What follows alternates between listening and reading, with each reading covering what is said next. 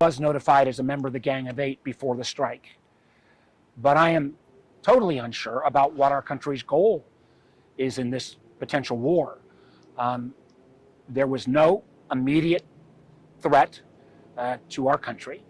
So I believe the president has made a war of choice where he's putting our troops in harm's way. And a week or so ago, he talked about Iran's nuclear threat.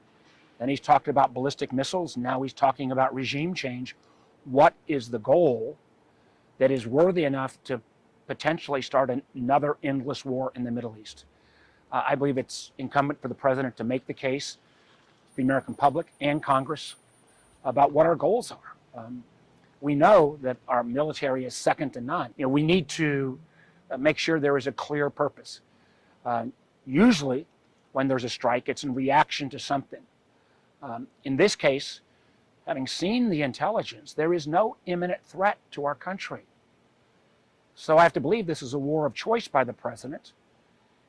We've seen the history of endless wars in the Middle East, and I don't know if our goal is to get rid of Iran's nuclear capability that the president said he obliterated 7 months ago, to deal with their ballistic missiles, or to do a regime change.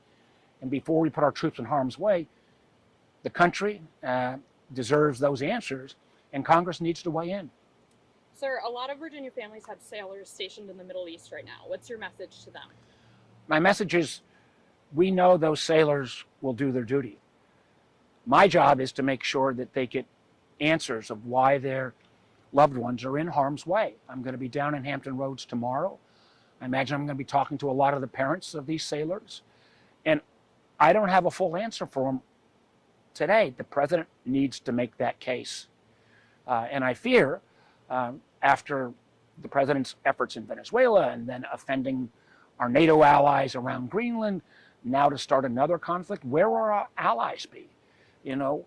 We are much stronger when we have allies, and unfortunately, this president's kind of America alone policy doesn't make America stronger, doesn't make us safer, and sure as heck doesn't help those sailors that are in the Eastern Med. Great. What are your worries for the next couple of days? What do you think might be ahead? Well, what I worry is the Iranian regime still has a number of military forces and other offensive capability. I don't know how that will all be knocked out by simply a bombing raid. And if we're talking about regime change, does that mean the president's threatening to put troops on the ground in Iran? I thought he was going to end these endless wars in the Middle East.